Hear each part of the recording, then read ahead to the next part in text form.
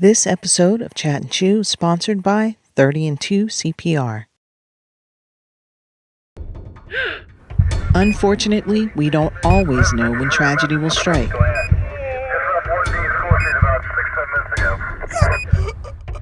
But when every second counts, isn't it good to know that 30 and 2 CPR is just one heartbeat away? Our qualified instructors are standing by to provide you and your staff with the training you need to meet emergencies head on. Visit our website at www.30and2cpr.com or call us at 919-923-6055 to schedule your training event today.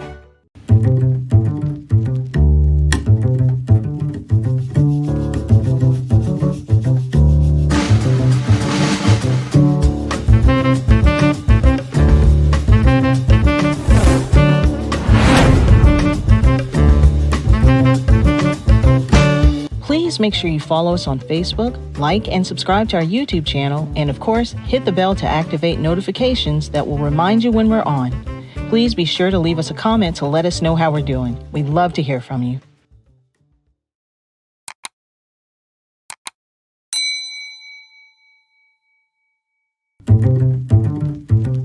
Hello, everybody. Welcome. This is Dr. Glenn Warren. We have a very, very exciting show. Before we get into it, please, if you are following us on Facebook, please like our page. If you're on YouTube, hit that little share button and follow us. We have a very exciting show. We're going to be talking about the panelists, about the summit we had a couple of days ago, the purpose of fatherhood.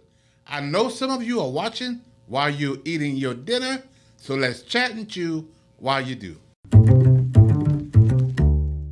I really have some very, very exciting guests that I want to bring, and I'm going to introduce them briefly. But we on this topic again about fatherhood that is dear to my heart. And we had a summit, as we all know, and we had some very, very good conversations. And today I want to follow up again with those conversations. So our guest is Bishop Harvey Spencer, my dear friend. He's the pastor of the church. And then my dear friend, Dr. Terrence Ruth, and also my son, G. So I want them to really just introduce themselves real briefly, and before we really get into the detail. I met Bishop Spencer a few years ago. A friend of ours introduced each other to ourselves, and we've been kind of working together for the last, 10, 12 years now? 12 years, yes. That's about 12 years. Yeah. So tell us a little bit about yourself and tell us who you are. Well, I'm Bishop Harvey Spencer, founder of Greater Love Church and founder of Love in Action. We're right down the street here in the city of Raleigh. And so our church, we do a lot of outreach. We have a business center upstairs where we have about 14 businesses, and all of those businesses are thriving. And, our concept is, you can give a man a fish, he eat for a day. But if you teach him how to fish, he can eat for a lifetime. So that's what we do in our community. And there's a third leg to that. What is the third? Teach him how to own the pond. Oh, own the pond. That's good. That's good. That's good. Teach him how to own the pond. Yes. So, in fact, when we first started, we had been started for a while, and we were looking for a space to rent. You allow us to come in for actually about 6 months. Yes. You gave it to us rent free, and we ended up with one little room, and we ended up with a little suite of 5 rooms there for several years. Yes. So what I do and what I love doing, ministry, if you connect to people that's doing ministry, you don't have to do it yourself. Right. But you can connect to them and have those resources and help empower those organizations. Everybody is, is blessed. So that's our concept. That we want to be a blessing. We don't have to do it ourselves, but we want to support people that's doing it, impacting our community. Great.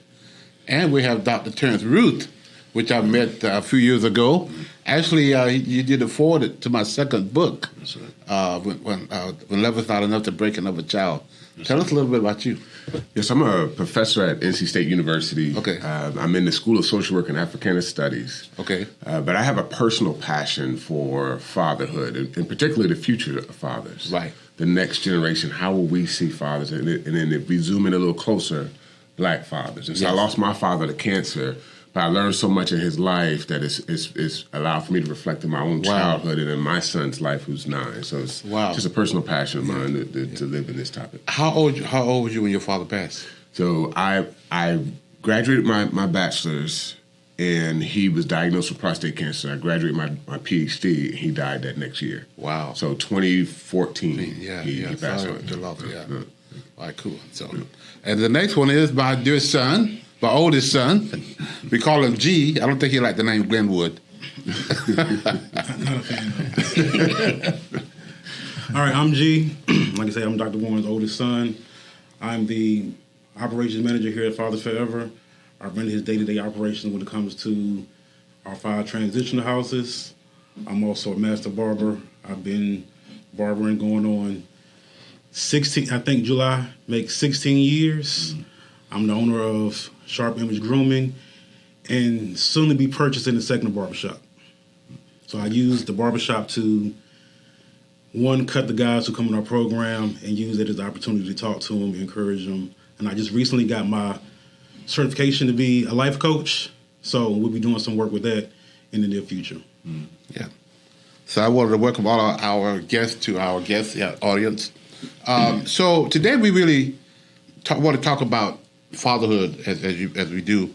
We put together a summit that we're going to be doing on a quarterly basis. Our goal is to have them done once a month, but right now we're doing it on a quarterly basis. And the first one was done in St. Paul, North Carolina, Christ Worship Center, Pastor Ricky Harrell. We did it in October.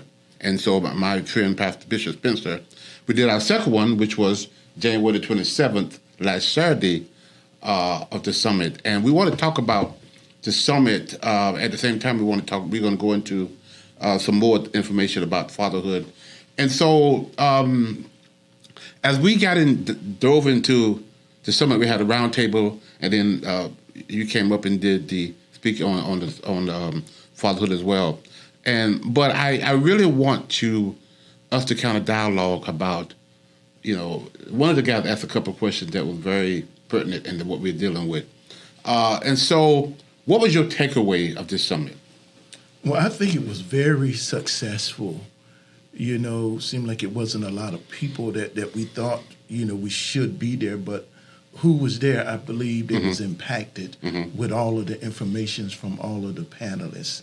So I think it was truly a blessing. And it's, just like anything else. You start out small and it grows. Right. So I'm looking for great things to happen through these summits. Yes, sir. Dr. Tim.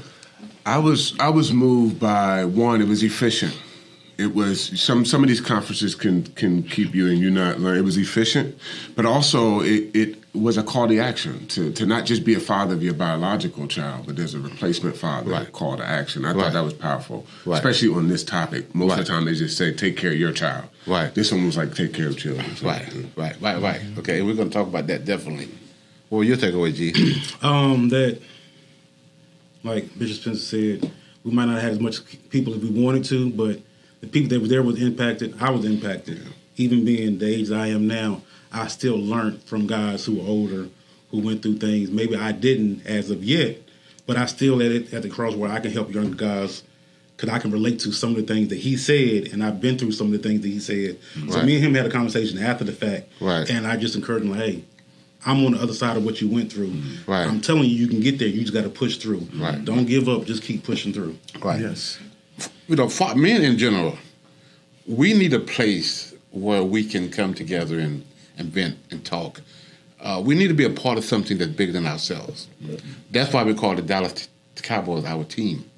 You call it, because we want to be a part of something that's bigger than we are. And so as men, we don't just get together and like women do and go to the beach and hang out in a room and read books all day. We got to be doing something.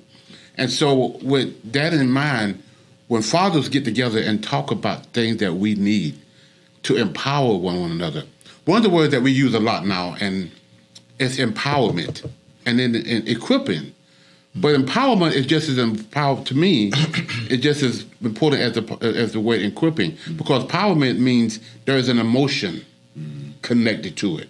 The confidence, the courage to do the right thing. So our goal is to empower fathers and men to equip them and then get them to engage. And because a lot of times men are not going to come to a fatherhood program on their own. Consequently, why the attendance was low. Because we got to get guys to come and be a part of the program. So the topic was, what is the purpose of fatherhood? In your opinion, Doctor, what is the purpose of fatherhood? Yeah, so I think at the ground level, there's a desire for leadership, and leadership at its most micro grassroots level is a father, and I think that leadership trait is spreads throughout the family. But also, there's something about family, in the nucleus of the family, that makes the father significant in our culture. Right. If you can predict the existence of a father, you can predict the outcome of an entire family. Right. And so the nucleus of that being is literally equal to the health of that entire family. Right. So to me, fatherhood is one at its nucleus, its granular level is leadership, Right. and then Right. at its macro level is the health of the family. Right, right. Gee. I would say raising the next generation, raising men. I say this all the time. I'm in the business of raising men.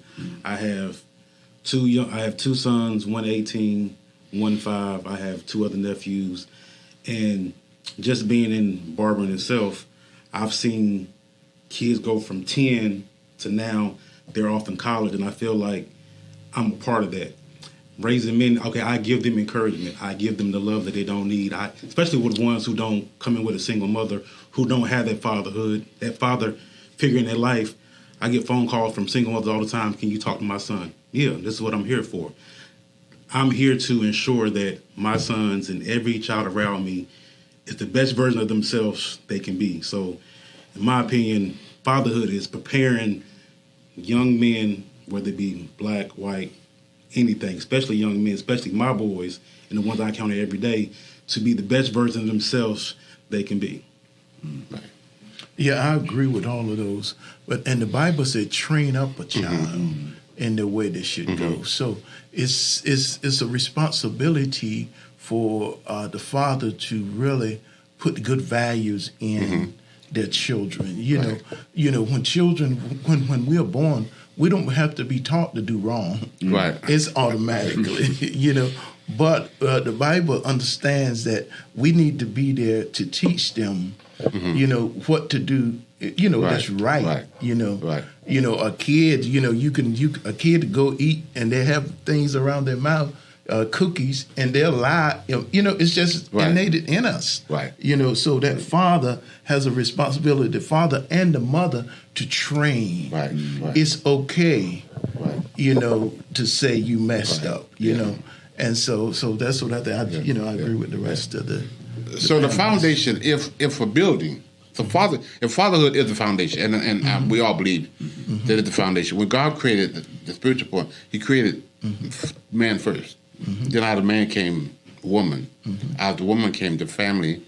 Out of the family comes our neighborhoods, our communities, our states, society.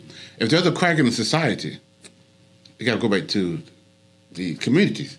If there's a crack in the communities, you got to go back to the neighborhood. If there's a crack in the neighborhood, you got to go back to the family. If there's a crack in the family, you got to go back to where the foundation was, which is the fathers. So we have cracks in the foundation, which is fatherhood. So how do you fix those cracks? If a building is together, and the windows are broken, the walls are holes in the walls, but the foundation is good, you can replace that building by fixing the walls. But if the foundation of that building is cracked, you got to do either one or two things. You got to destroy that building because it could be damaging, or you got to fix the foundation. We can't destroy fatherhood. We got to fix the foundation. So how do we fix the foundation? How do we help these things? In a society, we have focused so much on cleaning up the aftermath of fathers. We have millions, billions of dollars on, taking care of the woman. We got to do that. Taking care of the kids. We got to do that. Taking care of the aftermath of the home fatherlessness. But we haven't put a whole lot of time in to do the prevention and the education. And as you were saying earlier, our responsibility as men, as fathers, is not just to help our kids, but how do we help other single kids? And one of this discussion I want to start, Doctor, I want you to start talking about this as one of the guys asked a question, after the topic on what purpose of fatherhood, one of the guys that was asked a question, and he talked about a replacement father. The point, the narrative was his wife, his girlfriend, who she was, they got a kid together, and now they are separated, they're divorced, or whatever, and there's a new guy in her life, and it looks like he feels like he's been pushed away as a replacement. And he had a lot of issues with that. And we dove into that conversation, all of us, for at least 20, 25 minutes to help, because a lot of men feel that way. And a society in which we have a lot of people who, before, it wasn't as many divorces. Now, probably about 50% of people get married end up in divorce. Back in our day, it wasn't that high. Which means now you got a whole lot of blended families. You got a lot of stepmoms, a lot of stepdads. Yes. And that could be a problem if they're not working together to help raise these kids. And so elaborate that. Talk about that. I want to rewind, because even in that young man's story, we were talking about separation at the start. Right. I want to rewind. The most educated human being in America, on American soil right now, is the black woman. So that is the most educated human being. Really? Wow. If you look into child welfare, human service, the kids who are dealing with foster kids, it's almost 70%, 80% women staffed. Right. So we don't even have men present there. Yes. If you look at high school graduates, I'm just telling you, like, the road before you get to separation, we're absent in other areas in our society that we need to be present. As a social worker, I saw that in my... Yes, sir. That's right. That's right. I mean, I'm a social work professor. I probably average one male in maybe every 2 years, a black male. Wow. So you're really not even in the pipeline to be a support to the community around fathers, even being a replacement father. So I want to start at that narrative. Okay. Then I want to zoom back a little bit more, right? So I just talked about how we are not present in education. Like, we're literally, our graduation rates are declining, right? Right. And then if you zoom into black boys, you're seeing it fall as well. But if you look in the black church, you're seeing a absence. Yes. So even in the black, so I mean, you're seeing in pockets where the church was the first school for black community. That pastor was historically a male. Right. And that was usually the most educated person in society. Right. So we would go and learn at the school or the church house from the pastor. Right. That would be now we're seeing an absence in that space, and we're seeing an absence in education. So I want to start there, because there's a much larger narrative around how do we be present, much more broader. Right. If you zoom into this guy's life, there's phases. There's his stage where he's older and trying to engage his ex and his child, and then there's like services like foster care, like while they're in high school. Then there's like the first 1,000 days that we talked about before. Right. I think there's 3 phases. The very early phase, the first 1,000 days, I don't hear a lot of language around that time. No. I don't hear that at all, especially at birth. When the child is born, they said the father being present in that hospital is a game changer. Really? And so the after the hospital, after the 1,000 days, you have programs like this where somebody's mentoring, and so we need more of those. And then you have programs like yours where you're dealing with grown men who are trying to engage. I think the whole spectrum needs to be invested in and need to be supported. But to this young man saying replacement fathers, I was just impressed with the encouragement for him to not just see himself as the father, but being able to lock arms with somebody else and be two fathers at one time. Right, which was a lot of men and women struggle with that. So when there's a separation, when you don't get along anymore, and it's still now there've been 4 parents, because she's going to get engaged and get married, he's going to get engaged again and get married. So now you got 4 parents working on this family, this one child. But if they're not together, if they're contention with one another, now the kids become in the middle of the fight. And I think that's where a lot of society struggles when it comes down to blended families. It's because the families, and I tell my guys all along, we want the court system to fix a problem, it's not designed to fix. That's right. It's not designed to fix the contentions that you have with one another. The child support people are there to collect child support money.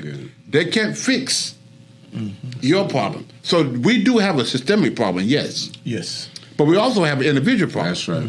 And we want to fix the systemic problem without fixing the individual problem. right. Yeah. And we got to fix both. Yeah. That's right. And when you said about the house, about the windows, about the foundation, what you have to do is just start with one at a time, you know? Yeah. And just like you're doing, you know, sometimes we look for the crowd and we miss that one or two that God wants us to minister to. Yeah. So we got to empower those that we have access to.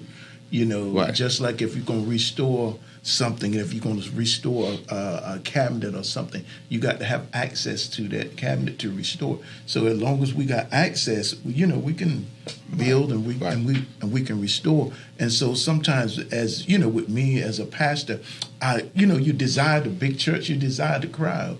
God spoke to me and said, listen, you got to focus on the ones that's right with you, Right. you know? Right. And sometimes we miss it. Right. Because we're looking for the crowd, Right. you know. Yeah. So you're doing it one at a time. Right. So we designed that, the summit. I mean, I think I want to do a big convention where men come together.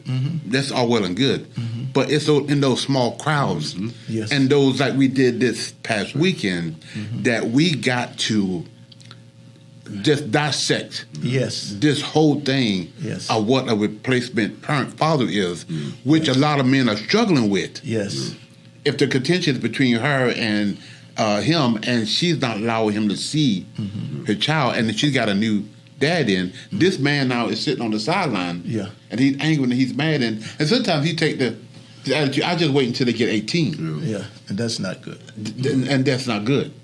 And so, you know, like some churches, you know, they had the big congregation on Sunday mornings, and then they had the cell groups that they do during the weekday where they, you know, come together in people's houses and you do that one-on-one. That's the kind of approach I want the summit to be. Yes. That we can sit down and talk about stuff that's happened to on a regular basis that they may not have opportunity to talk to in the big classes where we have 15 to 16 guys. Yeah. We want to be able to, that's why we do one-on-ones. Because fatherhood is really connecting, and a lot of times that's talking to one another and empowering one another and getting beyond our own selves and start looking at, you know, the child and really start focusing on Yes. And what's so important in those settings, you know, we have experienced, you know, things that we can really share firsthand. Yes. On how to handle certain situations, because I was in that situation. I had a stepdaughter to come in, and you know, and the stepdaughter wanted her mom's attention. I wanted her mom's attention too, so I began to do little things and, you know, try to compete with the stepdaughter until God spoke to me and said, you are the adult, you know. Right. And so those things, they really do happen. And these settings like that, I think that we need to have the little round tables, but as you said, individual conversations to really help each other. So dive into that. You could comment on that before we. Well, just what Bishop Spencer said, I've been married going on 3 years now in a couple weeks. And I met my stepdaughter when she was, 8 years old. And for the first 2-3 years, her mother and my wife relationship was so intense, like I felt like I was left out. And even though I didn't do anything petty, I also felt like I was withdrawn. Like, okay, y'all got your relationship, I'm just gonna stay over here. It took being around them, maturing to realize, okay, this is not a competition. Yes. No, Yes. we both love your mother. You and your mother have your own relationship. Me and your mother, me and my wife have our own relationship. Yes. Now we just got to figure out the dynamics of doing everything together. Yes. Along with bringing in a new child together and incorporating my oldest son from a previous marriage. It was hard the first couple of years. Like, it was to the point where I didn't think it was going to work. Yeah. But learning from being around men, my father, my grandfather, I continued to push through because it's something I wanted. And now we're at the point now where things are starting to smooth out. Like both kids are in college, and I think the kids maturing as well helped. Yes. Versus us just bickering over small things. So, in touching the point y'all had earlier, my oldest son, his mother remarried, and because me and my son had a relationship, he was with me every weekend, sometimes during the week. By the time she got to the point where she was remarried, I had no doubt that I was being replaced. I looked at it as, okay, now I got another man that we can focus on. I know her, I know his mother, so it wasn't like she was a person in the streets who I had to worry about. I knew she was going to pick somebody like me. And so long as that was the case, I was cool. I had to introduce myself to him, and I knew just from her, they had conversations about me that as a man probably wasn't true. So when men talked, he realized you're nothing like what she said. And I said, yeah, I know. I know your wife. We was married, so I know what she gonna say. But after me and him had that conversation, and he seen how I was with my son and how I was with his wife, my ex-wife, we had no issue to the point now where every time he sees me, he feel like we best friends. I'm like, we cool. and we can shake hands and we can have a conversation in the midst of that, but we're not going out getting a drink together. So I did introduce myself. I did show that I'm there to support them and vice versa. And just overall, like Christopher has, my oldest son has, like you said, 4 parents. So he has that side, he has our side, and as a family, we always come together for anything. So he always felt supported, and I never looked at it like a replacement. So that's why I told the young man from the summit, like, you have to change your thought process. You have to change your mindset, because with that mindset, you always gonna feel that way. That's the biggest thing with black men and stigmas and everything. We have to change our mindset first. Like you said, I was trying to quote about scripture, but whatever it is, you have to change your mindset and you have to move forward. You have to change how you think, your perception of everything, because if you don't, you're going to stay there. You're going to be stagnant. You're going to feel like that 10 years from now, when if you change your mindset now, and it's accountability, it's self-reflecting, it's all that rapping. When I tell myself every day, I strive to be a better person, a better father, a better man, a better individual. And that's how you got to go in every situation. Yes. Go ahead. It's amazing about this story. If you trace back the history of black families in America, historians were shocked when slavery ended and people started looking for their families, their wives and their husbands. Like, they said, how did these family units survive slavery? Right. Like, how do you know where to go? Right. Like, how did y'all stay connected to where that family connection will force you when slavery is over to go and get that spouse? So we've had replacement fathers for a long time. Exactly. Wow. We used to, when we were sold off, we would say, this is your cousin. Well, it ain't your cousin. Right. Really not your cousin at all. But you're saying you're in the care of this person. The concept is not even new for us. Right. We just need to tap into the ancestral energy that we've sort of lived on in the soil. Right. But we have had family units that have survived deep trauma. Deep trauma. What I like about the season now we're in is that fathers now talk about how they feel. Yes. I wasn't used to that with my father. My father didn't say he didn't say a word. I know, right? and this is the platform on which I wanted to create. Yes. And in the summit, that we can come together. Stephen Covey, one of my favorite. He talked about see, do, get. He talked about perception. He talked about your perceptions. He talked about we need a paradigm shift in how we view things. Yes. Your perception is what you see. Your do is your action, and your get is results. See, do, get. So if you're seeing the wrong thing, you're going to do the wrong thing. Yes. And results is going to be jacked up. So how do we change our perception? And how do we get society to change their perception about men? Not more importantly, but equally important, by black men. Yeah. Because sometimes the perception about us is that we are lazy thugs running the street, selling drugs, not taking care of our family. That's the farthest thing from the truth. Now, we do have people out there doing that. We know that. Yes. But that's in every generation, in every race. It is. But we have got to change that perception about that's not who we are. And some of the guys get mad with me sometimes, and I'll say this, and it's like, I don't want to go to the child support because I don't want no white man telling me how to pay my kids.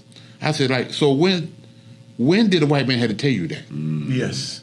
Why did he have to tell you that?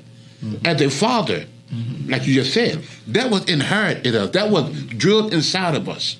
You took care of your kids. What you did on the side, you did your crazy, but you came home and you took care of your kids. The good part about that in our father, that stayed there. The other generation now, this generation that we're living in, not so much sometimes. Yeah. You know, they just kind of, you know, and a lot of times is they're not seeing it, you know, and I'm not making no excuses for them. But how do we help change that paradigm shift and us as black men and helping these young boys who's having kids themselves? Yeah. And how do we help change that paradigm shift? I think it starts with the narrative. Yes. All the stats you gave, all that's true, and I understand all that. But from my point of view, I'm in a situation to where I see black men with their kids every day. All the time. 90% of my customers, even though I have single women come in, everybody comes in with themselves, with their sons, and with their stepsons. So my narrative is that black men do take care of their kids. Yes. Black men are involved. And the same way I view it, we need to figure out how to change the narrative for the world. Right. Change those numbers, Right. Yes. but let them see exactly what I see on a day-to-day basis. Right. We have men, black men, every day coming into my shop, in all barbershops, taking care of their kids. Yes. So it starts with the narrative, how we figure out how to expose my narrative and what I see to the world and change the numbers that you mentioned on earlier. Right. But to your point, you have famous people now, like your LeBrons, who they love on their kids. He's present at games. Yes. His schedule is insane. Yes. And he's at every game. Yeah. So you have popular figures who are showing it. Yes. But we are lining up against a narrative that is long and old. Yes. A long time ago, there's a book called Barbarian Virtues. A book that talked about the branding of immigrants, not just African American, but the branding of immigrants. They had a spectrum. Civilized and savage. Barbarian was the lowest. Civilized was the highest. And they had the black man as the barbarian.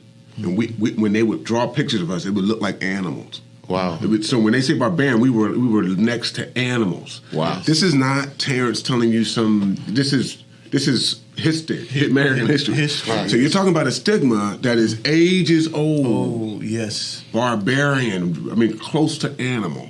Wow. So you're now starting to see research. Dr. Cece, she spoke at the family fatherhood conference. Her research is saying black fathers is the most engaged fathers because we were measuring engagement wrong. Yes. We were measuring around the table. The very Eurocentric model of what engagement. Right. But she said fathers are sneakerheads and showing their kids how to invest. Right. Fathers are, I mean, like she literally was starting breaking down what engagement means. So you're starting to see the boat shift in the research world around the value of black fathers. Yeah. Okay. So explain to me, talk to him a little bit more about the 1,000-day scenario, because our summit, as well as we want to go out to struggling fathers, and we want to go out to good fathers, but we also want to go out to new fathers. Yes. Because they are just coming into this world. And those who are going to be fathers, I want to be able to tap into them about the importance of being present. So talk about that. Yeah, so the 1,000 days really centered around the pregnant mother and the mom's health in the first 1,000 days will either lead that kid to hunger or lead that kid to wellness and nutrition. Wow. The first 1,000 days can determine a lot about the kid's health. But they also said the first 1,000 days for a father is critical.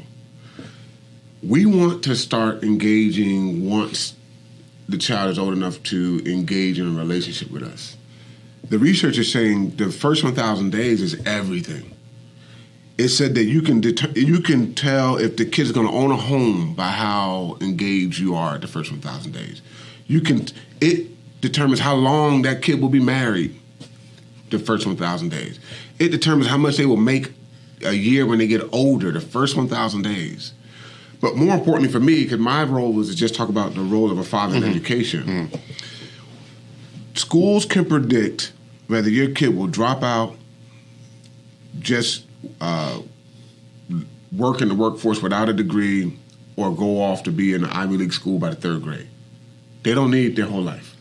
Right. But before that 3rd grade, they said before that kid get to preschool, we can determine how well they're going to do in all 12 years. Wow. We want to start education when the schools start education. But learning starts in the stomach. They tell you now, start talking. Yes. They want you.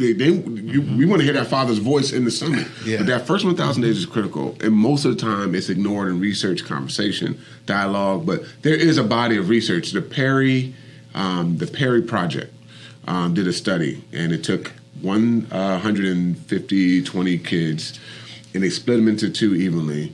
And they gave one a first 1,000 days support, nutrition, and care, and then they gave one no care or nutrition. And the stats were just staggering across those lines. And they re-interviewed those kids at the age of 27. Wow. And at 27, it was night and day on all the kids. And so that first 1,000 days is when fathers need to plug in and engage. Don't wait to the end. Now, here's the real picture. The first 1,000 days is tough. The mom don't want you in there.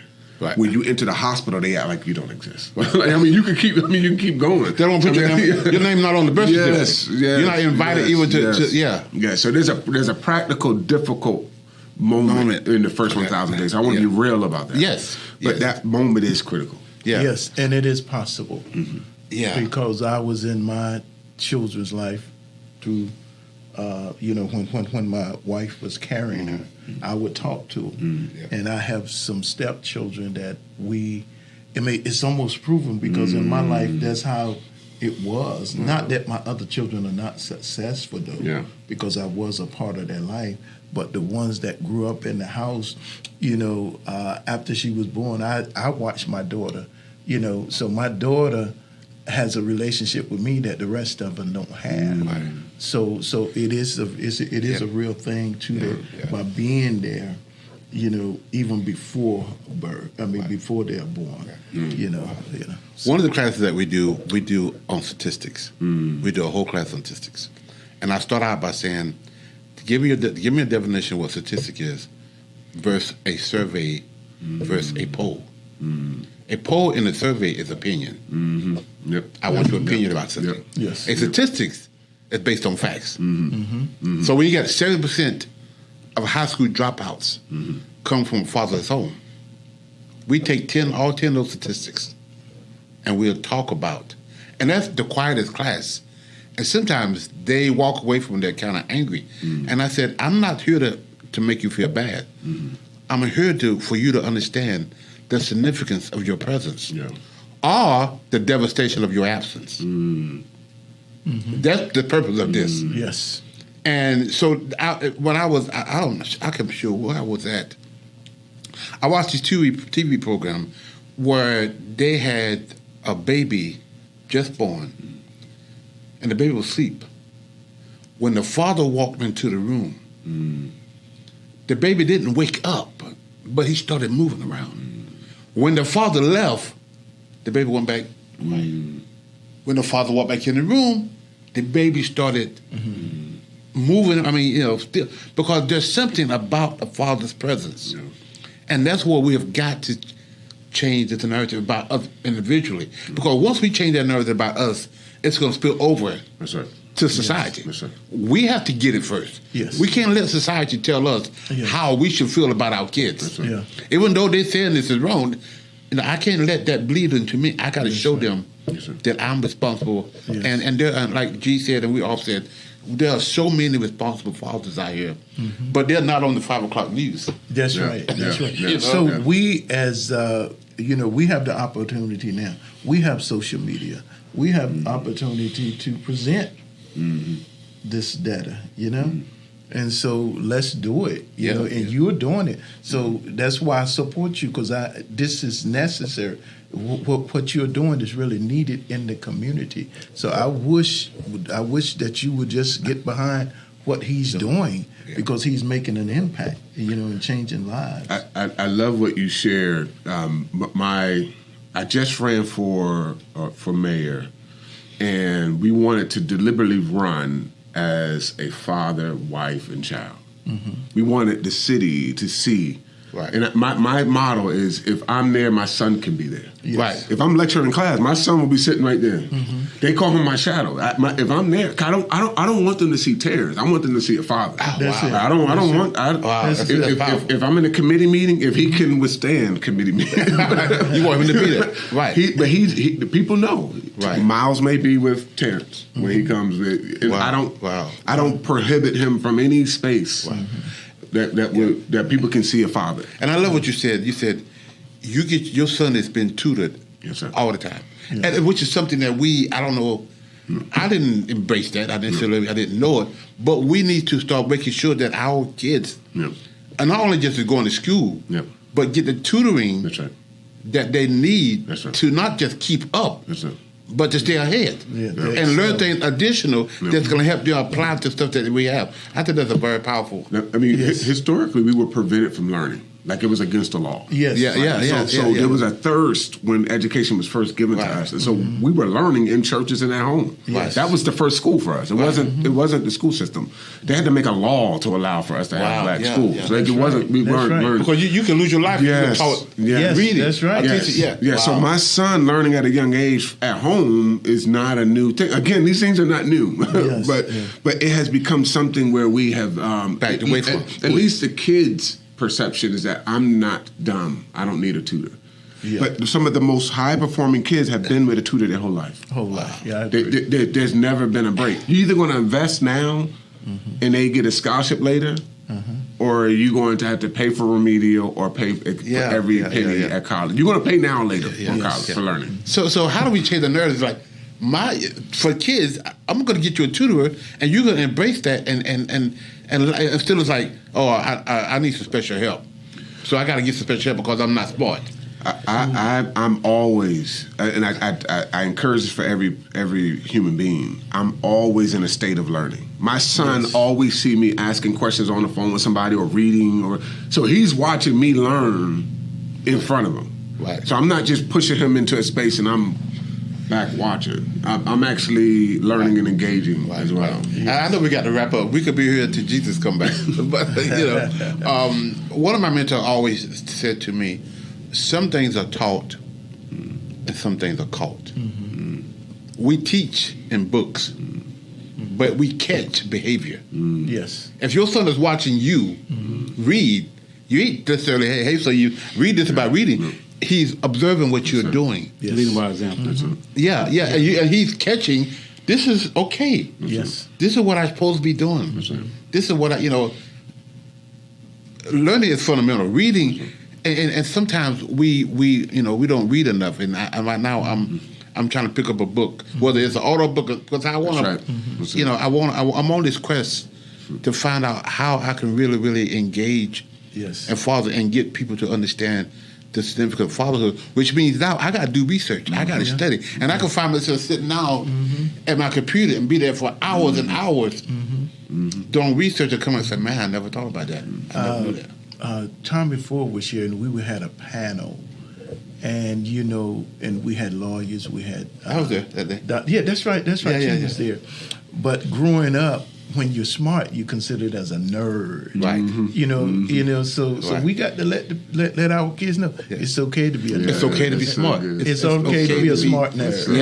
Yes. I mean, because they will label you. Yeah. Most people don't know this, but most professionals are extremely smart. That's right. That's right.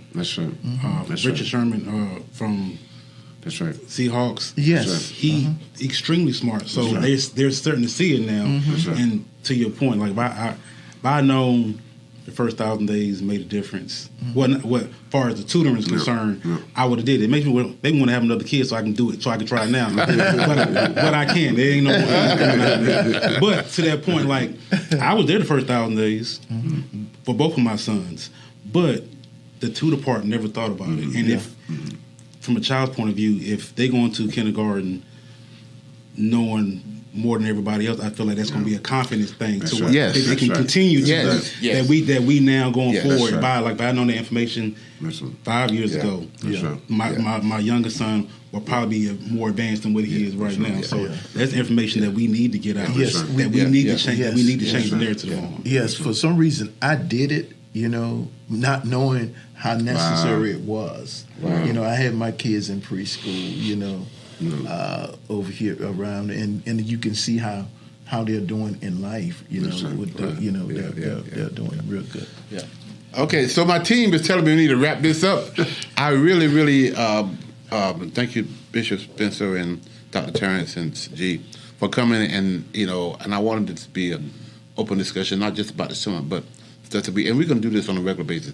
The whole platform of this podcast is to talk about fatherhood, is talk about issues like this that people can listen and learn and say, "Oh, I'm going to apply that principle in my kid's life." We got my grandson's in college now. So how do we get him a tutor? Our granddaughter's in college. How do we get them a tutor if they need one? Not if they need one, but just to help them. Yeah. And which is what I just said. If they need one, That's right. Because that's not because that's how we think. That's right. That's it. But in addition to what they're doing, That's right. get them a tutor. That's right. Get them a tutor. Get them not if they need one, because that just came out of my mouth. That's right. Yeah. Because that's how we think, That's right. which is that paradigm shift that needs to change. Because if I can change that perception, I can change my behavior, and the outcome will be different. That's right. On that note, I guess we're going to have to sign off today. And Bishop, really thank you for coming so much. And Thank you. Terrence, thank you. And okay, thank you so much for tuning in. I really hope our broadcast has really been insightful. And tune in for our next broadcast. See you next time. Here's 3 ways you can support our Dads at a Distance initiative. Give a copy to a family member, our friend. Donate monthly, a book monthly, 5 books monthly, how many books you want to do monthly donation. Reverse book signing, your church, your business. You can make a donation go to our website at www.afatherforever.com and go to our PayPal at Fathers Forever. Our Cash App is $Fathers Forever. Make your donation today. Please include in the note section, include DAAD. Again, include in the note section DAAD.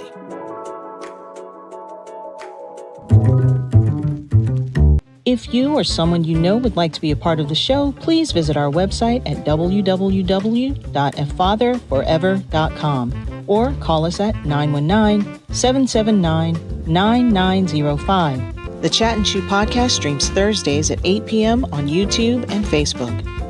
To schedule a reverse book signing or to find out more information about how you can become a part of the programs you've heard us mention today, please be sure to stop by our website as well. Hello, everyone. This is Glenn Warren, founder and executive director of Fathers Forever.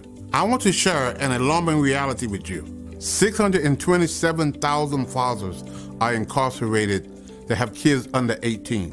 Now, there are 56,000 moms incarcerated who have kids under 18. The reality is there are so many more fathers incarcerated than moms. This is why I Am a Father Forever book exists. Now, I need your help. I am inviting you to help us get this book into as many fathers incarcerated as possible. Here's how it works. For your donation of $22, we will provide a book to an incarcerated father. Thank you in advance for helping Fathers Forever heal fathers and save families.